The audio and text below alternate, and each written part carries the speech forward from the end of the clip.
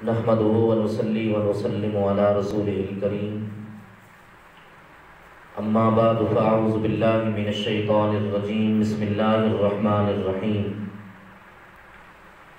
کہ محمد سے وفا تونے تو ہم تیرے ہیں، کہ محمد سے وفا تونے تو ہم تیرے ہیں، یہ جہاں چیز ہے کیا لوح و قلم تیرے ہیں۔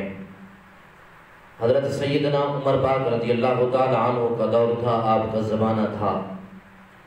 آپ نے ایک صوبے کے اندر حضرت سعید بن عامر رضی اللہ تعالی عنہ کو گورنر مقرر فرمایا، تو ایک مرتبہ آپ وہاں پر تشریف لے گئے۔ آپ جامع مسجد کے اندر سارے لوگوں کو آپ نے جمع فرمایا اور گورنر بھی موجود تھے۔ جس وقت سارے لوگ جمع ہو گئے تو آپ نے فرمایا کہ آپ اپنے گورنر کے متعلق بتائیں کہ تمہارا گورنر کیسا ہے۔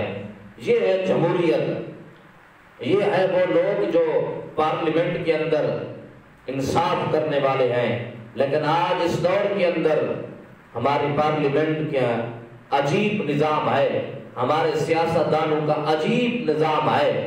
کاش کہ ہمارے سیاستدان حضرت سیدنا عمر پاک رضی اللہ تعالیٰ عنہ کی تاریخ اور آپ کی ہسٹری پڑھ لیتے تو اسمبلی کو اس طرح تماشا نہ بناتے اور اللہ رسول کے احکامات کے مطابق اسمبلی کو چلاتے۔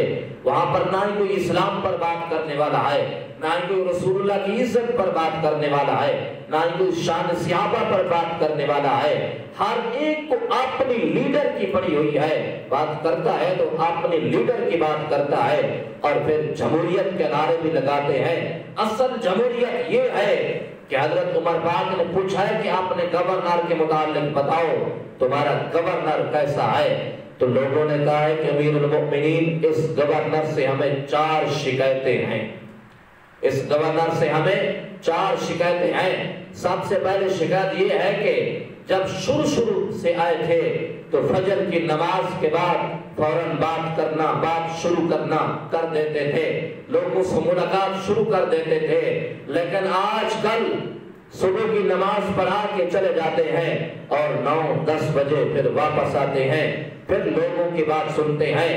اور دوسری شکایت یہ ہے کہ ہفتے میں 1 دن نہیں ملتے، اور تیسری شکایت یہ ہے کہ صرف دن کو ملتے ہیں، رات کو لوگوں کے ساتھ، رعایا کے ساتھ، مخلوق کے ساتھ ملاقات نہیں کرتے۔ اور چوتھی شکایت یہ ہے کہ حضور کبھی کبھی روتے ہیں، اتنا روتے ہیں کہ بے ہوش ہو جاتے ہیں۔ حضرت عمر پاک رضی اللہ تعالیٰ عنہ نے فرمایا کہ گورنر وہاں پر موجود تھے، تو آپ نے فرمایا کہ گورنر اے سعید بن عامر بتا کیا صورتحال ہے۔ تو حضرت سعید بن عامر رضی اللہ تعالیٰ عنہ کی آنکھوں سے آنسو جاری ہو گئے اور عرض کی حضور یہ تو راز ہی راز تھا، لیکن آپ نے پوچھا ہے تو بتاتا ہوں۔ تو آپ نے فرمایا کہ حضور آج کل میں صبح کی نماز کے بعد گھر جلدی چلا جاتا ہوں، ان کو ٹائم نہیں دیتا۔ اس کی وجہ یہ ہے کہ حضور میں ایک غریب آدمی ہوں، میرے پاس اتنے پیسے نہیں ہیں کہ میں گھر کے اندر نوکر کھڑا کروں، اور میرے پاس بچے بھی نہیں ہیں، اور میری بیوی بیمار ہے اور فالج کی وجہ سے معذور بھی ہو چکی ہے، اس نے میری 30 سال خدمت کی ہے۔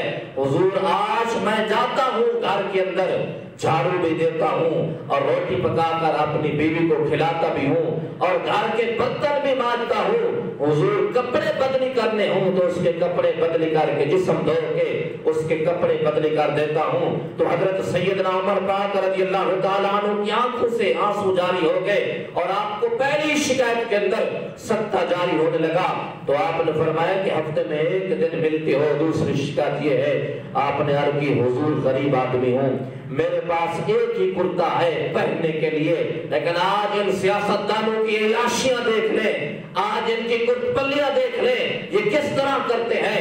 عرض کرتے ہیں حضور ایک ہی کرتا ہے، اور آپ کو پتہ ہے سردیوں کا موسم ہے، اس کرتے کو اتار کر دھوتا ہوں اور بیوی کی کپڑے پہن کر ایک کونے میں بیٹھ جاتا ہوں۔ حضور سردیوں کا موسم ہے، جب کرتا سوکھتا ہے تو اپنے جسم پر زیب تن کر لیتا ہوں۔ تو حضرت عمر پاک رضی اللہ تعالیٰ عنہ نے فرمایا کہ تیسری شکایت یہ ہے کہ تو دن کو ملتا ہے رات کو نہیں ملتا.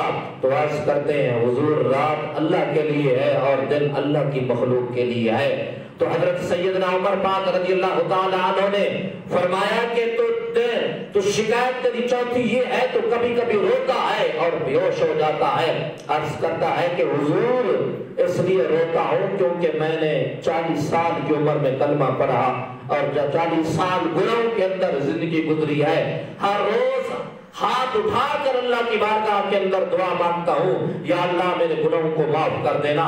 یا اللہ جس طرح یہاں پر عزت رکھی ہے جس طرح وہاں پر پردے فاش نہیں کیے مولا جس طرح یہاں پر وقار عطا کیا ہے اللہ وہاں پر بھی وقار عطا کر دینا. تو میرے کریم آقا صلی اللہ تعالیٰ علیہ وسلم کے غلاموں اس طرح کی عمل کرو کہ یہ عمل آپ کو جنت کے اندر لے جائیں اور اس طرح کارنامے ادا کرو کہ دنیا بھی یاد رکھے اور تاریخ بھی یاد رکھے. ہمیشہ بدعت خیر الانام کرو. دعا ہے کہ یہ عمر درود السلام میں گزرے. ہمیشہ بدعت خیر الانام میں گزرے. دعا ہے کہ یہ عمر درود السلام میں گزرے. وآخر دعوانا